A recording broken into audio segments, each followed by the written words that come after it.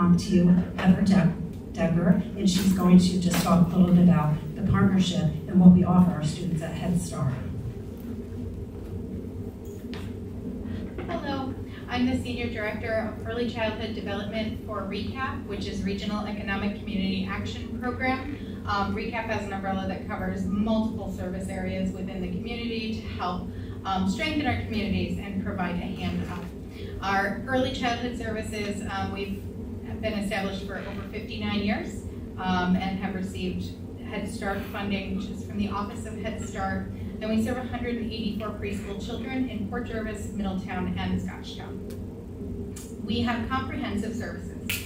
So Head Start is really designed to support both the child and the family. It's a dual generational model.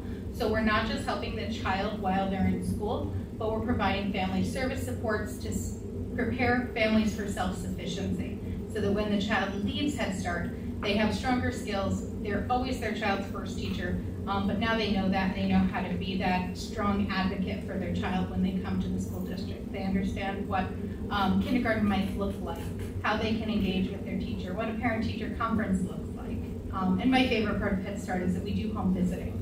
So we're a strengths-based program. We actually go into the home of every single family and child prior to them starting in the program, just to get to know them, get to know their family as a whole, and learn about how we can support and partner with them. Along with that, we offer family supports, health and oral health support. Our children brush their teeth daily in the classroom. Mental health services.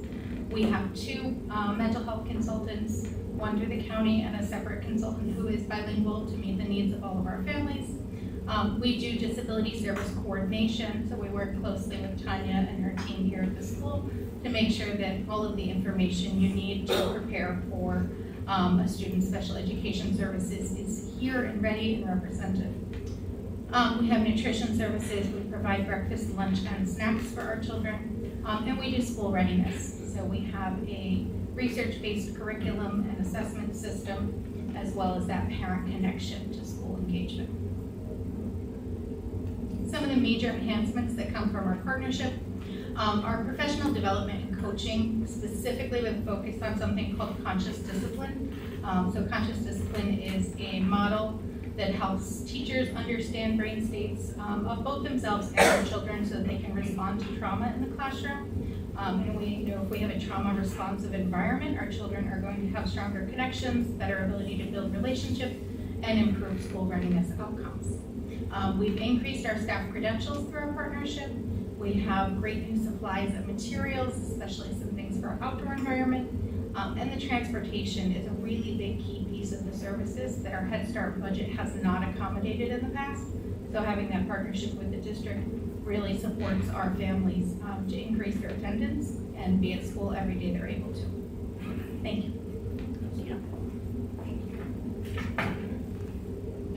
Next, I'd like to introduce Mrs. Christine Addy. This is a new partnership with Candy Cane, and she's going to discuss a little bit about that. I will tell you that we were fast and furious. I think I contacted her in early August. I said, okay, we have a little more grant money. How do we make this happen? And I can't thank her enough for being creative and courageous and just rubber to the road, and she did it. So this is Mrs. Christine Addy. Good evening. So we run a much simpler program. We have been running a privately owned program. Candy Cane has actually been around for 64 years. This is the longest running privately owned preschool. Definitely in Port Jervis, and I would have to imagine stretched a little bit wider than that as well.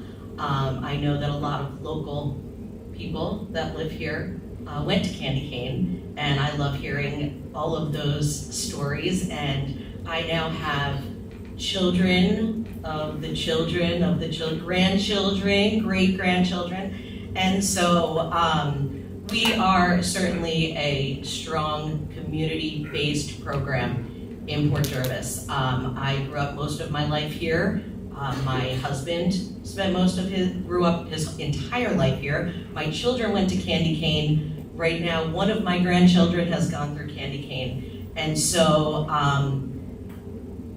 being privately owned with UPK being offered and the economy being the way it is today, we started to get swallowed up a little bit because it's just difficult for everyone.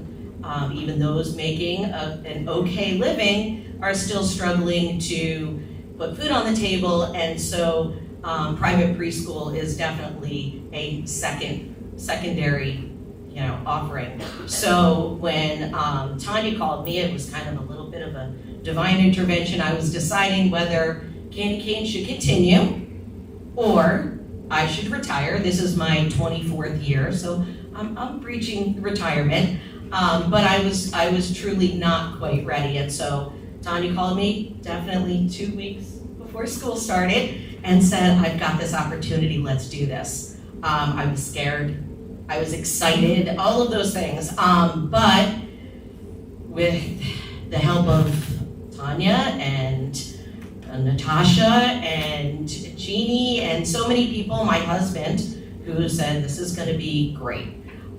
We ended up figuring it out, and it has so far, the first couple of weeks of school have gone very smoothly, and we actually have filled 7 of those 11 spots in those 2 weeks. So we're pretty excited about that. We're hoping by the end of September we can fill the rest of those, and I'm super excited to be a part of that program and see maybe Candy Cane will continue a little bit longer with me for a while, maybe without me for a while. But I want to thank the school district for offering that to me. It was a huge, exciting partnership, and we're very excited to be a part of it. So thank you. Thank you both. So I just want to talk a little bit about, there's a lot of benefits to pre-K. I'm not going to go through all of those. You can take a peek, but I also want Christine to know that 8 out of the 11 spots are filled, and I am confident that within the next 2 weeks we will have all 11 half-day spots filled, probably within the next 2 weeks, and then we will have a waiting list. Where do we go from here? Because we know early learning is important. And we do have, I wrote the grant has been approved. We received word today, and it was 1.5 million that we were offered, I believe, JT, and we submitted the grant for a little bit over 1.1 million. So we do have some monies left, we have some goals. We want to increase our half-day spots to 22, so 11 in the AM. Next year, maybe 11 in the PM. We know that some parents only want to send their students to school for a half day, because that's what works. We would like to have a full day UPK program at East Main Elementary, so the kids that are going to go to kindergarten at East Main, they would go to the pre-K program. We do allow for parent choice, in the beginning, and we pull the lottery. It's I really would love to secure funding for 3-year-olds. I've done that in the past. State Ed for the past 2 years has told me, no, Tanya, there's no funding, and we're not putting any, grants out there for that. But I'm confident, I'm waiting for a vote to come up. It's always politically driven, and just to continue our partnership. So thank you. And our goal and our main aim is preschool for all, because when they come to school with K readiness skills, it makes a world of difference. Any questions? I have a question. So with their program together, we have opened up how many more spots than what we originally were doing?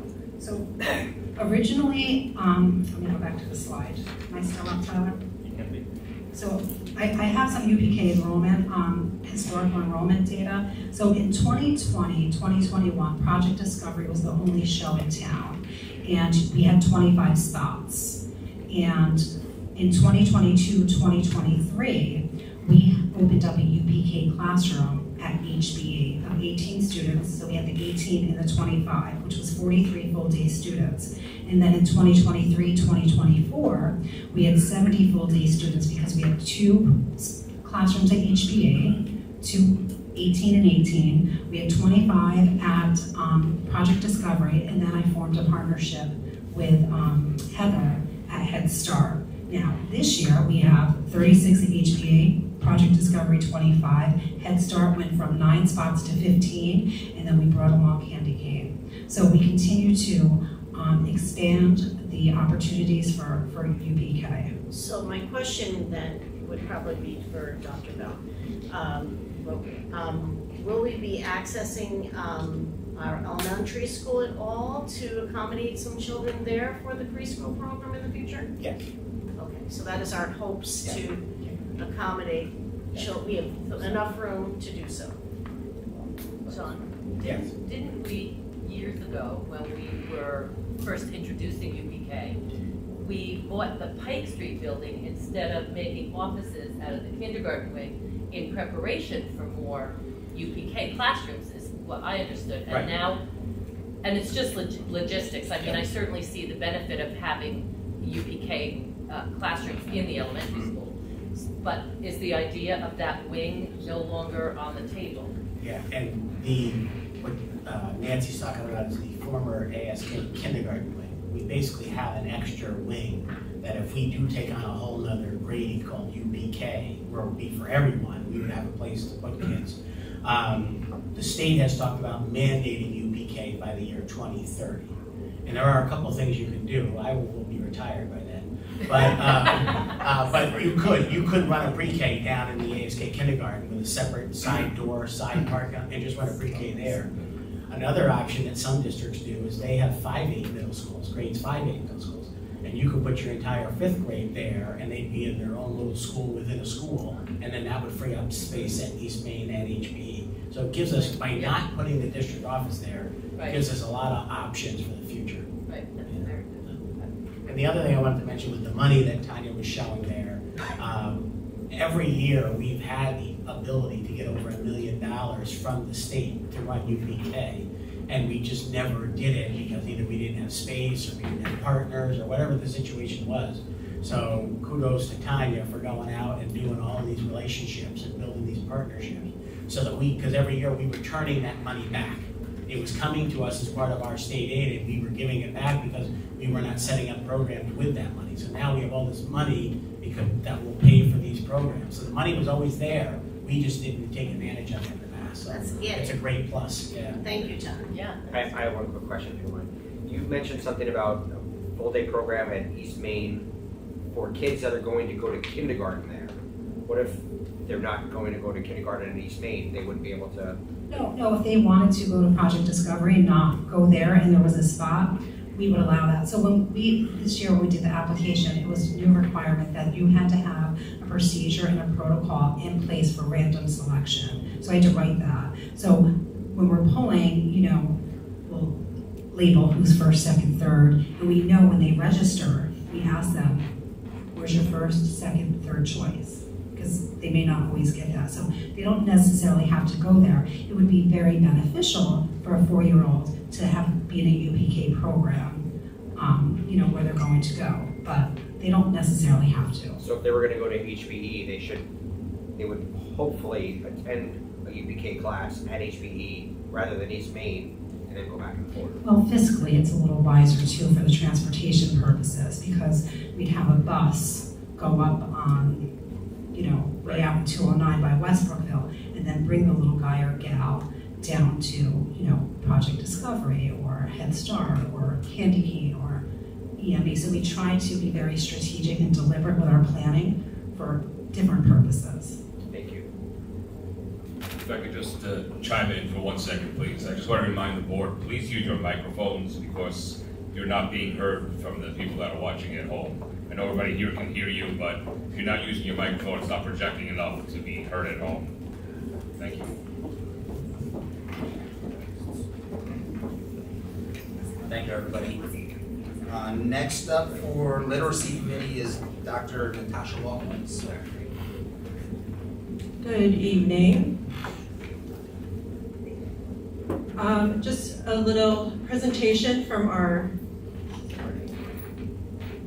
reading committee.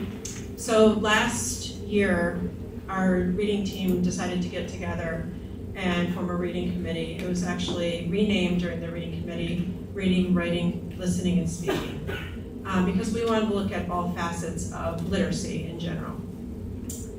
As we met, there were some things that came out and why the committee was formed, because we really wanted to look at the data of our literacy as well as teachers and administration were noticing some gaps in some of our test scores, consistently through our state report cards and our localized assessments.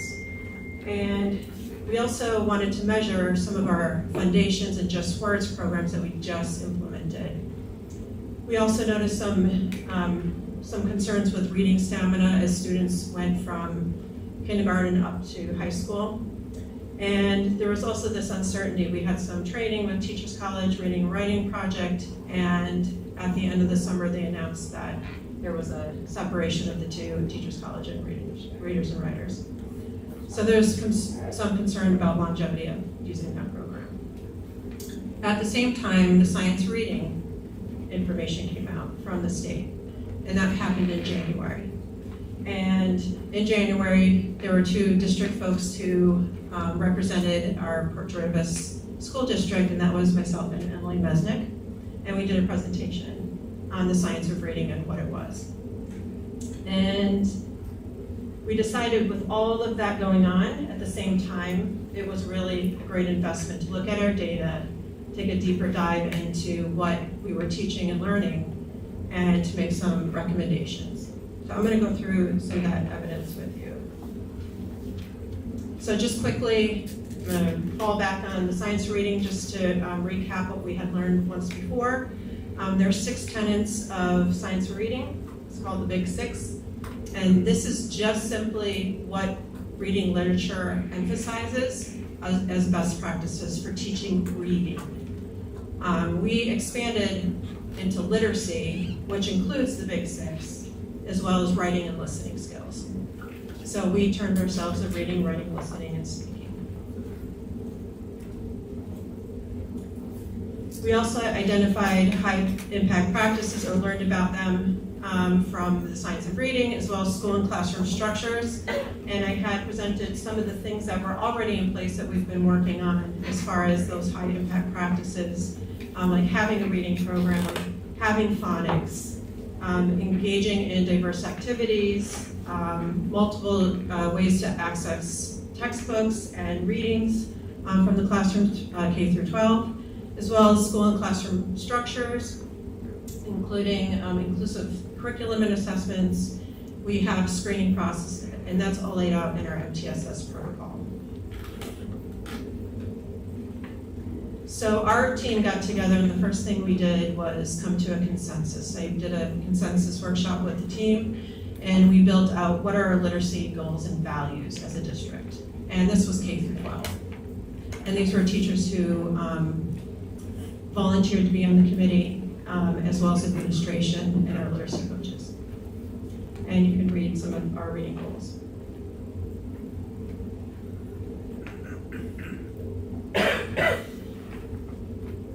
We also looked at multiple pieces of data. So I just quantified that for you here on what types of data we looked at. And each team, whether it be the kindergarten teachers with AIS and special education teachers, looked at their own data to come up with some either qualitative feedback to our team members or actual quantitative data. And we also noticed that there was some data we didn't have. So for example, our high school had just started working on common assessments, and they didn't have historical data to look at to see if we were making improvements. And we have not yet aligned those to standards. So those are things that we're doing as works in progress. So overall, our findings, I just put into 3 common pieces.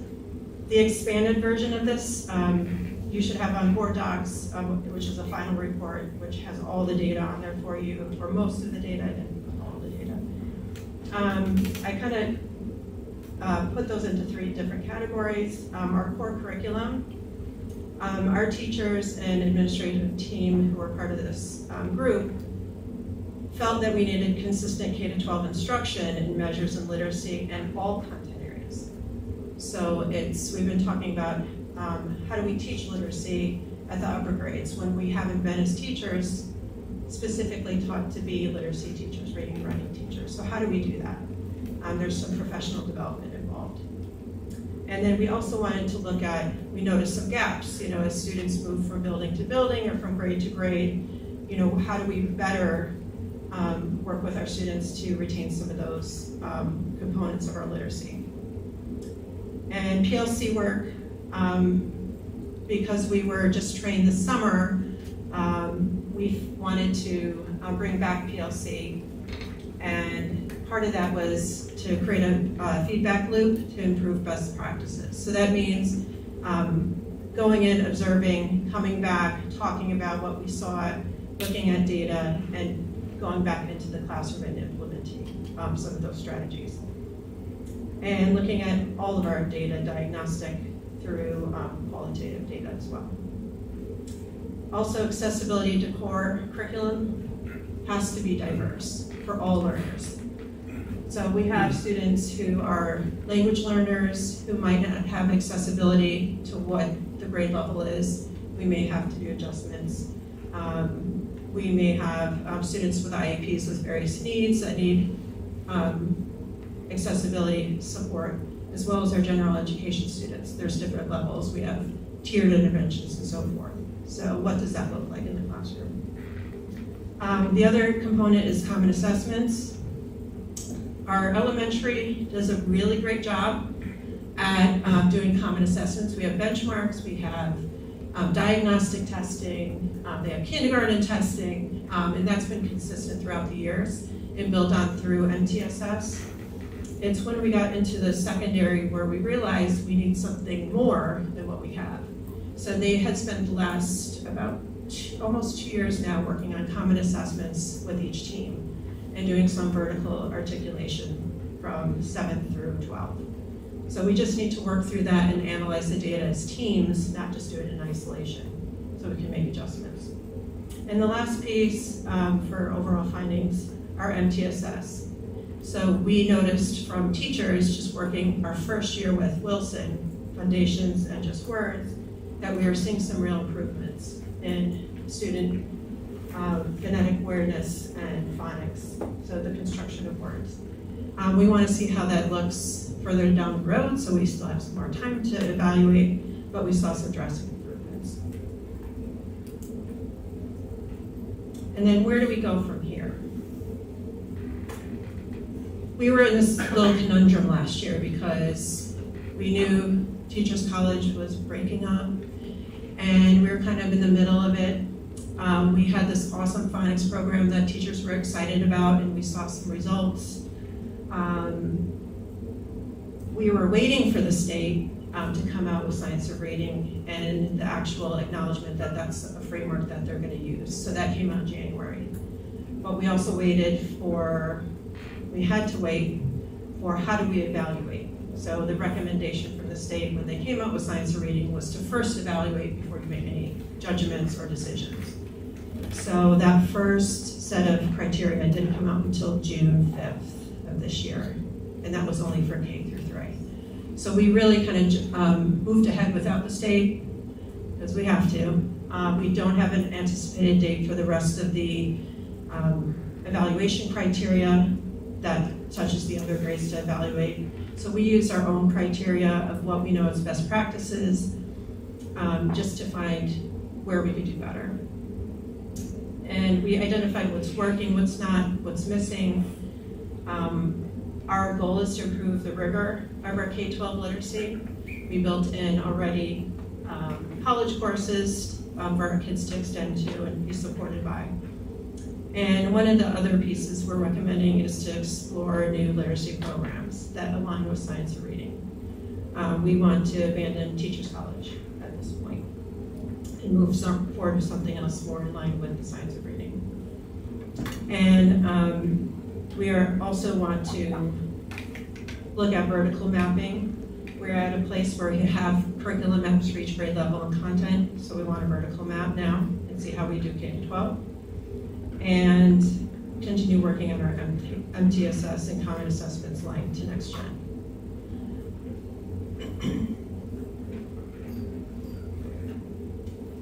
So our first step this year, I met, actually Dr. Bell and I met by chance, a woman by the name of Joyce Gordon.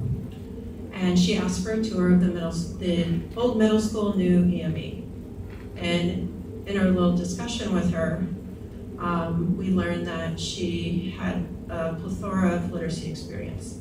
She's born and raised in Port Jervis, and went out into the world and came back here with an incredible amount of knowledge. She's worked with multiple publishers, so she knows the ins and outs of the publications area, but she was an incredible support and thought partner over the summer as we started thinking about what do we do next. And she worked with our teams yesterday and today for the first time to just hear and have them tell us what's next, what do we do next. So that's where we are right now.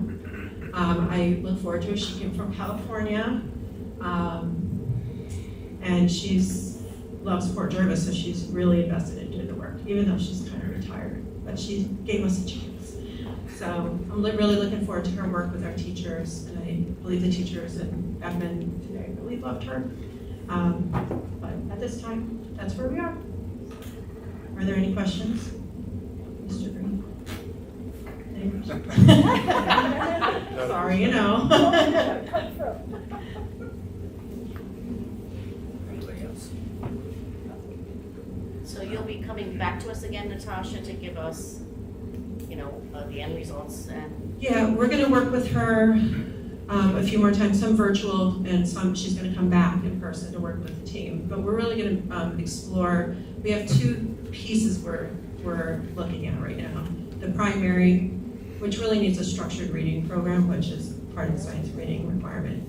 And that emerges into the middle school piece as well. And then our secondary program, how do we teach reading and writing at all content levels? So there's two big problems we have to solve as a team. And we're relying on our coaches and our grade and content level coordinators to talk to us about that. So that's kind of where our team is right now, to kind of research those pieces, and we hopefully will come back with something we all love to recommend. Okay, thank you. All right, very good, thank you. Thank you everyone for your presentations. That will bring us to administrative reports. First up is Dr. John Bell, Superintendent of Schools. All right, thank you. Good evening, everybody. We got a nice crowd out here. It looks like a PJTA happy hour. I just wanted to say thanks to everybody, the faculty and staff. As you know, the summer was just crazy with everything we were doing construction-wise. And the fact that we pulled it off with everybody pitching in was really part of a miracle. It was part reality and part of a miracle that it happened. So thanks to everybody and our custodians. What they did this summer to get these buildings ready was incredible. We couldn't have done it without them because the contractors were so busy literally building stuff that it took our custodians to be right behind them, grabbing the cardboard, grabbing any excess supplies, cleaning the rooms. It was incredible. But when you think about how much change with ASK moving to East Main, the middle school occupying ASK, the high school getting their classrooms back, HBE getting a ton of classrooms back because the former ASK special ed classes went to East Main. So everybody's in new positions and new locations. And the fact that things went so smoothly the first 2 weeks is really awesome. But it's a testament to everybody that works here, helping the kids figure out where in the world am I going? Where do I go? Do I go left? Do I go right? Upstairs? Downstairs? Another exciting thing, and I know it's probably insignificant in the grand scheme of things, is we renumbered ASK because it never made sense. We had 300 classrooms on the first floor and we had 300 classrooms on the second floor, but we don't have a third floor, so I don't know how we got any 300 rooms. So all those rooms have been renumbered, so now the high school is from 100 up through the 140s, and the middle school first floor picks up at 150 and goes in ascending order from there. And then upstairs, same thing. High school is the lower 200s, and then the middle school starts at 250. So add that to the complexity of everybody being in new places, and even people who worked in the building last year had to learn new numbers this year. So all in all, it was amazing that the first 2 weeks went so smoothly with all the things we did. So hats off to everybody, because we couldn't do it without you. It was awesome. It was just awesome. So, Okay, a couple quick things. Open houses, we've had our open houses except for high school. And our open house enrollment, or our attendance at open house is up dramatically. We're up even numbers higher than pre-COVID. And some of the buildings were up 10, 15, 20% from last year to this year. So it's nice to see things getting back to normal. It really is. High school, just a plug for the high school open house, is on Thursday the 26th from 6 to 8 p.m. Traditionally, that's the lowest enrollment or attendance. The older they get, the less parents come, so we're asking the parents, please come on out. There really isn't beer and pizza, but if that's what it takes you to get out here, you can pretend there is. So, next thing is Hall of Fame. Hall of Fame is coming up on Sunday, October 6th, 4 o'clock at the Erie Trackside. Anybody that wants to buy tickets, you can contact Jerry Ann Bumgardner in the district office. And on Friday, October 4th, when the inductees come into town, there's going to be an assembly with the upperclassmen to talk about what they did with the Portuguese education and what all the things they did when they left here and how they got into the Hall of Fame. There's also a luncheon for them. They're going to go to the pep rally in the afternoon. Mr. Murata's got earplugs, so they're going to go to their first pep rally, some of them in 30, 40, 50, 60 years. And then they will be the honorary captains at the football game that night, and they will go out to the 50-yard line for the coin toss, all the inductees. And the inductees this year are Lambert Lum Trovey, class of 42, who's deceased. Janice Osborne, class of 61, who's also deceased. Both will have family here to represent them. Retired Colonel Doug Lovelace from the U.S. Army, class of 1966. Ralph Morgan, class of 1968. Calvin DeMond, class of 1973. And Ron Samarano, class of 1973. And Megan Callaghan, class of 1999. And just another plug, if anybody has a name for somebody that we should be thinking about for the future, there is a form on our website that you can fill out where you give us some basic information about them. This is our 11th year, so we probably have about 80 people in the Hall of Fame over the last 150 years of Port Jervis history. Out here in this hallway are the plaques of all the Hall of Fame members. But we probably have 120 or 130 names of people to consider for the future, but we'll always take more names. Our fear is if someone doesn't give us a name and then their family moves out of the area or their friends do, we may miss somebody. So we beg everybody, think about somebody who would be worthy of the Hall of Fame, and please get us their name and their graduation year and some information. We don't want to miss somebody just because there's no one around here that knows about that person. So just a plug to give us that. And then finally, the last thing I have is just a capital project update. At East Main, the 2 rooms that aren't done yet are the band and chorus rooms, and they should be finished up next week. The playground equipment will be installed early next month, and they're doing the work on the ball field out there. It used to be a baseball field, it will now be a softball and a phys ed class field. And they're spreading the topsoil now, and then the backstop will go in and the grass seed will be planted so that it'll take root in the fall and be ready for the spring. Phase 2, which is here at the high school, middle school, the high school science lab, 2 science labs were put into action on opening day. The tennis courts are going to be turned over to us next Monday, so will the basketball courts. And if you came by tonight before the sun went down, you saw that they laid the sod on the baseball field, and they'll be doing the sod on the softball field either tomorrow or the next day. They've also just started working on the new track at Chase Field. That'll take about a week and a half for the track to be done. We're still waiting on some furniture to come in, some cases, things of that nature, but it's nothing that's stopping us from using the facility. So that's all we care about, is that the rooms are in good enough condition that we can press on while we wait for some of those things to come through. Gwinnett Field had its first participants yesterday, the JV football team. They were living large yesterday. The varsity team was doing a film study, and the little guys from the JV football team got to be the first ones to ever go on the turf at Gwinnett. So you should have saw the smiles on those kids' faces, because the big kids didn't get it and they got it first. So it's really cool. So Gwinnett, the field is done. There's a ton of work to still be done in what's considered the south end zone by the concession stand. And the goal is to make sure that's all done in time for October 4th, which is the next home football game, so that we can have it at Gwinnett, not at Chase. So there's a lot of work, and we're going to need good weather to pull that off. And then the large parking lot outside with almost 100 parking spots for the old statewide oil property, that won't be done till November. So once we switch to playing at Gwinnett, we'll do handicap parking out at East Main Elementary, and we'll use golf carts to bring those people in so that they don't have to walk over the unpaved surfaces and things like that. And then all our documents are in at the state for phase 4, which is all the work to be done at HPE. So now we're just in the wait and see what kind of questions SED has about the work for HPE for their roof, their electrical upgrade, their HVAC upgrade, including air conditioning in the building. So that should all start in probably March. Okay, I think that's everything. Okay. That was plenty. Thank you. Assistant Superintendent for Instruction, Dr. Walkowitz. I know you just presented, but just the same. I think Dr. Bell summed it up for all of us tonight. Just want to mention 3 big focuses this year for curriculum and instruction are working on Leader in Me. We're going to be training our teachers. And Leader in Me, it's, if you want to look that up online, it's COVI, the 7 Habits of Highly Effective People. It's the school version of that. And we also have our curriculum, which I just talked about, and our literacy initiative I just talked about, and hopefully our data dashboard this year. So I'm crossing my fingers. Okay, thank you. Assistant Superintendent for Business, Mr. John Tim.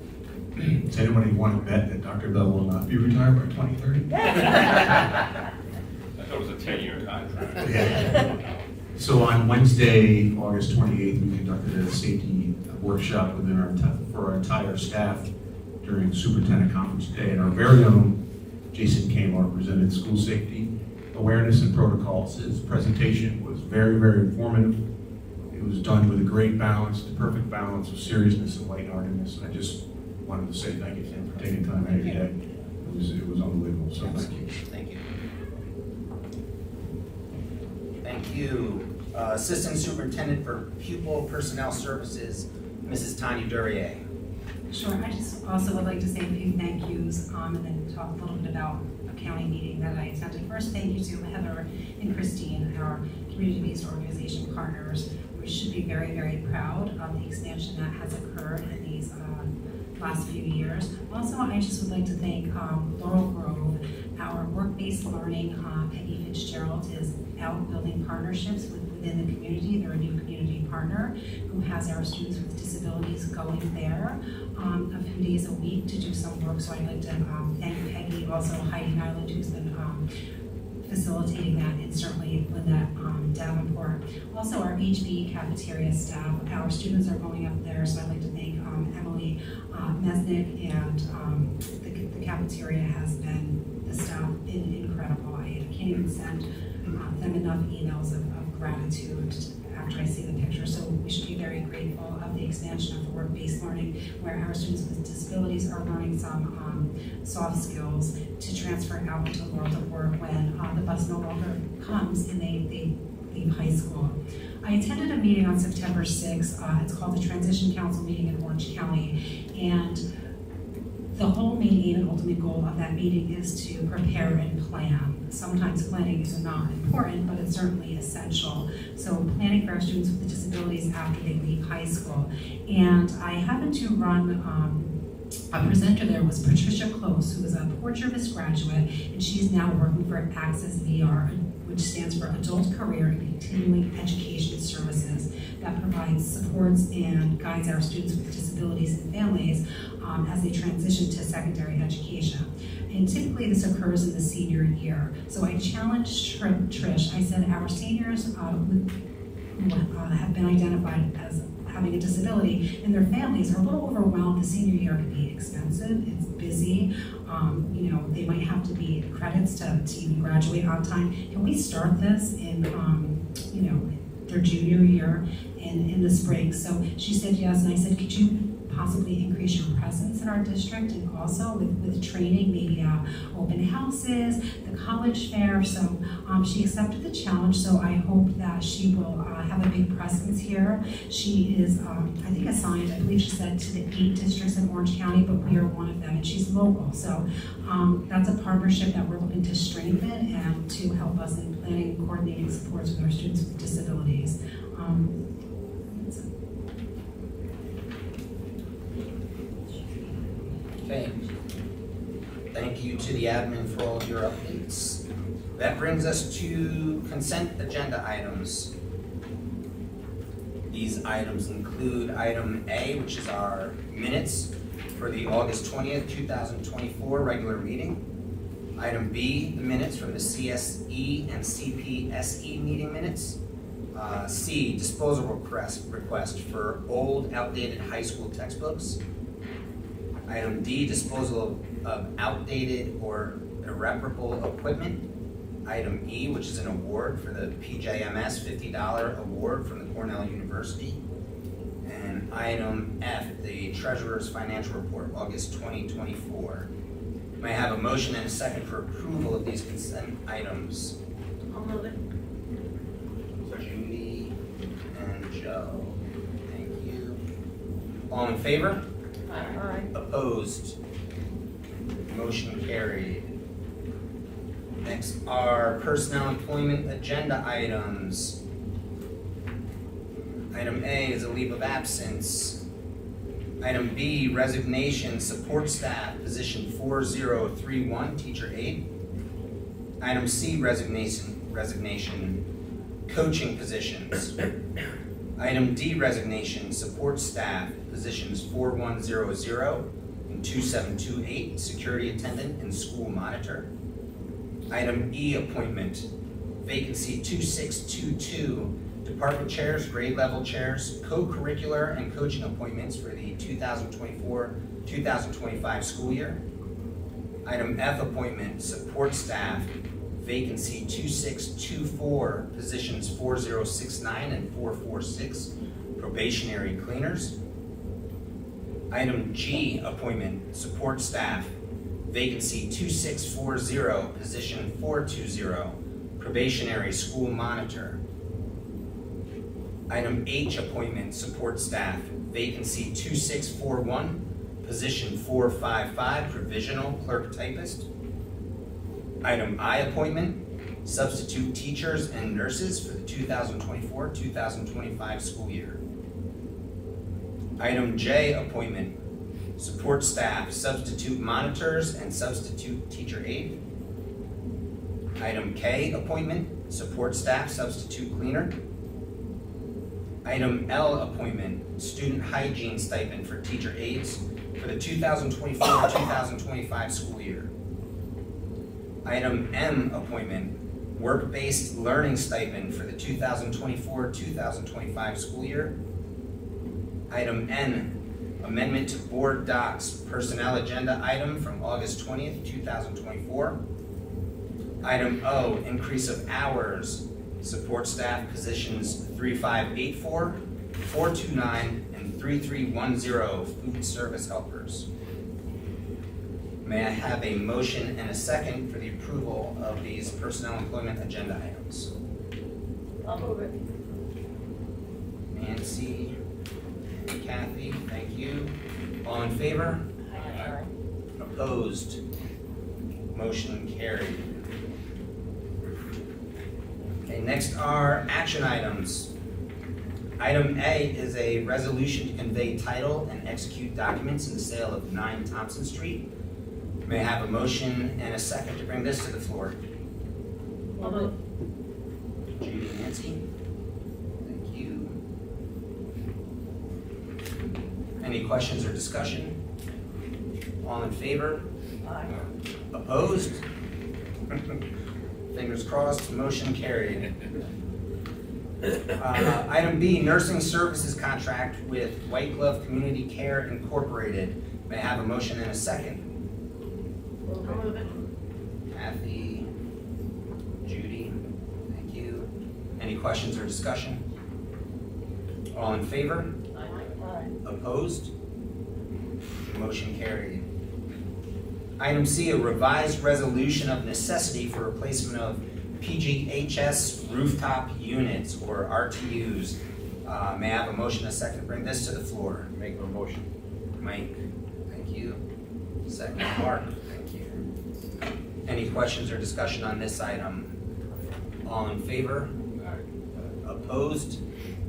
Motion carried. Item D, capital project allowances and change orders. May I have a second and, a motion and a second to bring to the floor? Joe? And Mike, thank you. Any questions or discussion? All in favor? Aye. Opposed? Motion carried. Item E, consultant agreement extension, Donald Priest. May I have a motion and a second to bring this to the floor? Mike? And Bill, thank you. Any questions or discussion? All in favor? Opposed? Motion carried.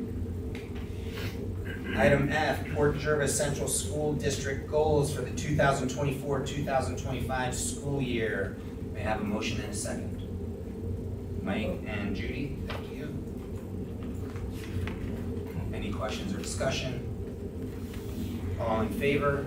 Aye. Opposed? Motion carried. Item G, UPK service agreement with Candy Cane Preschool for the 2024-2025 school year. May I have a motion and a second? Bill and Mike, thank you. Any questions or discussion? All in favor? Aye. Opposed? Motion carried. I must abstain. A little too close to home, okay? Yes, sir. Thank you. Mark Green abstains. Item H, resolution of nomination to night class for Deborah Rudd. May I have a motion and a second to bring this to the floor? Michael and Nancy, thank you. Any questions or discussion? All in favor? Aye. Opposed? Motion carried. Next, yes.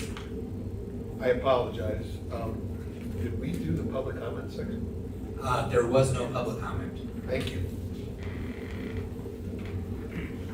Next are board member items. First up, our committee reports. Have we had committees meet yet with the school year starting?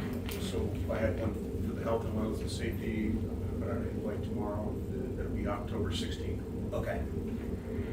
Any other committee? Policy will meet on Thursday the 26th. Thursday the 26th for policy.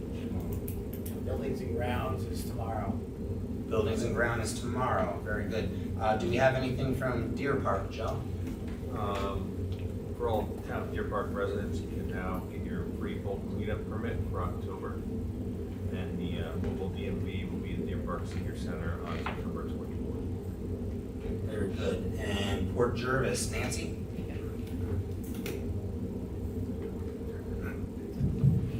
Saturday, September 21st, 2 to 5 at the East Main Street Elementary School. In the parking lot, there's a safety seat check. And at HBE, it's on the 27th. That's a Saturday from 5:30 to 7 p.m. And both are from the Port Jervis Police and the Deer Park Police Department. Fall Foliage Festival is on the 22nd of September, 10 a.m. to 5 p.m. I understand that the Port Jervis cheerleaders will be there. Christine is gone. And I think the PJTA will be there as well. Yes? Yes.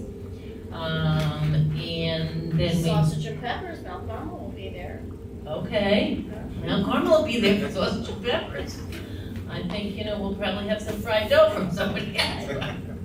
Anyway, the last 3 weekends in October, the 11th, 18th, and 26th, are the haunted house that the Mrs. Haberstock and a lot of this, there's I think 50 students signed up helping her do the haunted house.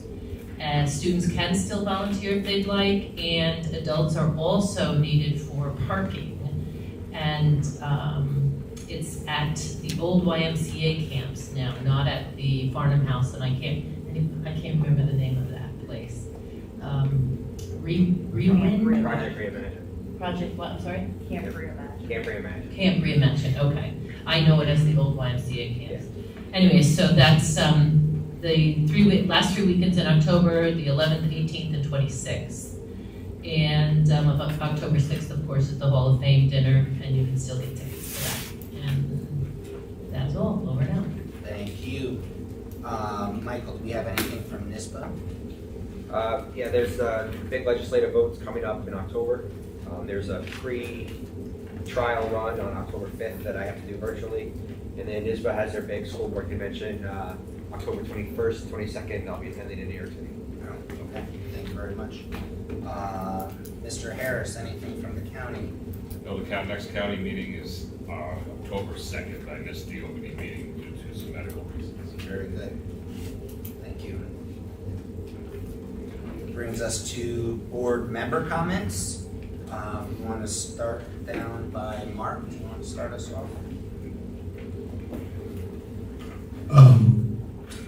Really mostly thank you. Thank you to everybody. And when I say that, I mean faculty, teachers, the unsung heroes, the custodians, the parents, the students. Thank you all for just having your PMA, your positive mental attitude. It would have been very easy to, be frustrated. It would have been easy to nitpick, but I am so proud of how this entire community has risen to the occasion, and we got it done. And everyone, just a big thank you. That's it. Thank you. Joe? I couldn't say it any better. It's really nice with everything going on. It's working well. To have kids coming home and there no complaints, right? And everybody's happy. They're really enjoying the new school year, the new football and soccer field out there. It's really fantastic work. Congratulations, everybody. Kathy? Well, I have to ditto what they both said. They said it very eloquently. And I would also like to thank both Tanya and Natasha for tonight's presentations. They were great. Thank you. Michael? I obviously can't say it better than Mark did. There's a lot going on and everybody's been very patient. And it's nice to drive by the school at like 6 o'clock on a Saturday morning and see Dr. Bell sitting out there taking pictures, making sure everything's done. Friday night was great to see a football game on Chase Field. And we owe a lot of that to Tim. Thank you for being there and helping out with some little issues. But everybody's been great. Everybody's been jumping in and lending a helping hand when they need it. And I've never really seen a community come together like I have this community, especially this year. So I'm looking forward to bigger and better things for the rest of the year, for years to come. Excellent. Thank you. Judy? It's a very exciting time for Port Jervis in general. We definitely have a lot to be proud of. Nancy? Ditto, ditto, ditto, ditto.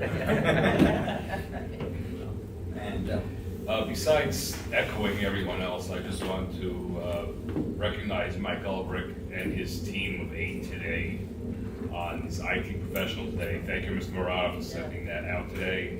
And I just want us to take a minute to just think of what they've been doing over the past summer and what they continue to do every day with all of these changes.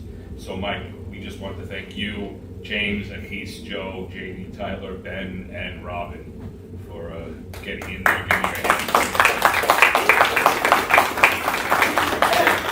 Other than that, Port Jervis, full steam ahead. Yes, sir.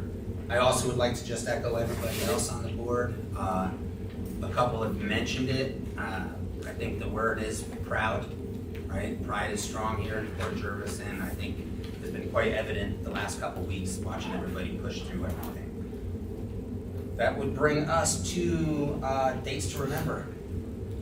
Did you want to read those out? Did you have a copy of those? I'm sorry, what was that? They should be in that. They're in my folder that I should have gave to Bill an hour ago.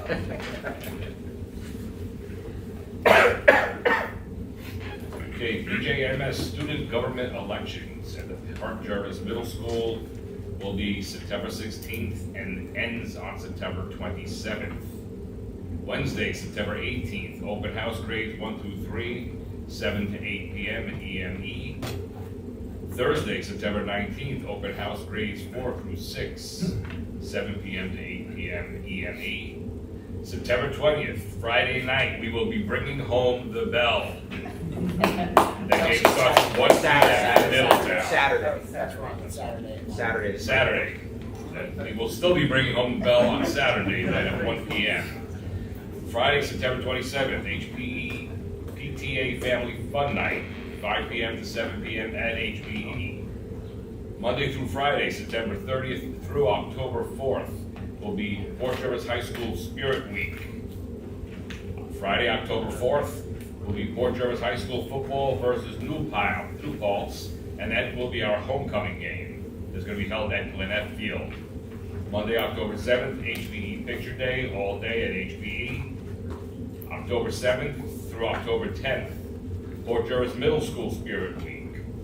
October 10th, Thursday, Middle School Movie Night, 6:30 to 8 p.m. in the middle school gym. Friday, October 11th, Early Dismissal Drill, HPE Fire Safety Day, all day at HPE. Monday, October 14th, schools will be closed in observance of Columbus Day. And Tuesday, October 15th, will be the middle school picture day at the middle school, and that'll be our next Board of Education meeting right here at 7 p.m. Okay, very good, thank you. Full steam ahead. That would bring us to adjournment of our business meeting. I have a motion and a second. Kathy and Bill. Thank you. Time would be 8:02. All in favor? Aye. Opposed? Motion carries. Thank you very much, everybody. Have a good evening. Thank you.